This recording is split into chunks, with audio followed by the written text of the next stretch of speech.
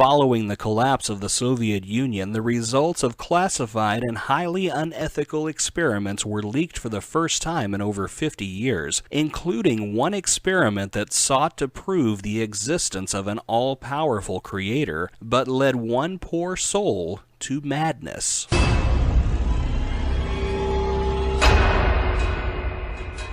In 1983, a team of deeply pious scientists conducted a radical experiment in an undisclosed facility. The scientists had theorized that a human without access to any senses or ways to perceive stimuli would be able to perceive the presence of God. They believed that the five senses clouded our awareness of eternity, and without them, a human could actually establish contact with God by thought. An elderly man who claimed that he had nothing left to live for was the only test subject to volunteer. To purge him of all of his senses, the scientists performed a complex operation in which every sensory nerve connection to the brain was surgically severed. Although the test subject retained full muscular function, he could not see, hear, taste, smell, or feel. With no possible way to communicate with or even sense the outside world, he was alone with his thoughts.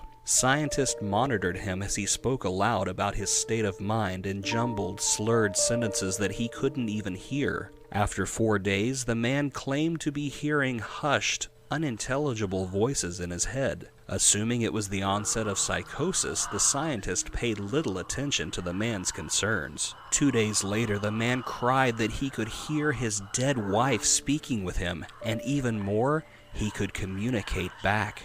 The scientists were intrigued, but not convinced until the subject started naming dead relatives of the scientists. He repeated personal information to the scientists that only their dead spouses and parents would have known. At this point, a sizable portion of the scientists left the study. After a week of conversing with the deceased through his thoughts, the subject became distressed, saying that the voices were overwhelming. In every waking moment, his consciousness was bombarded by hundreds of voices that refused to leave him alone. He frequently threw himself against the wall, trying to elicit a pain response.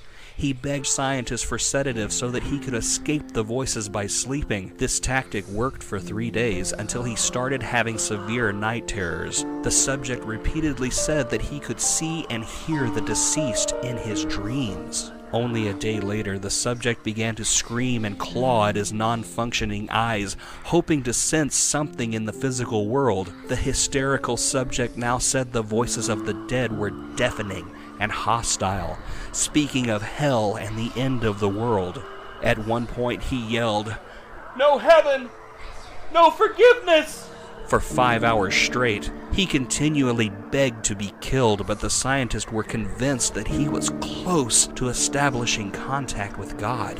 After another day, the subject could no longer form coherent sentences. Seemingly mad, he started to bite off chunks of flesh from his arm. The scientist rushed into the test chamber and restrained him to a table so he would not kill himself. After a few hours of being tied down, the subject halted his struggling and screaming.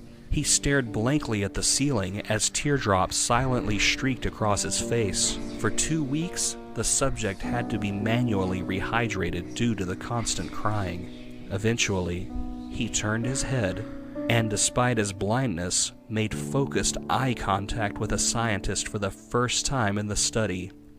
He whispered, "I have spoken with God, and He has abandoned us." And his vital signs stopped.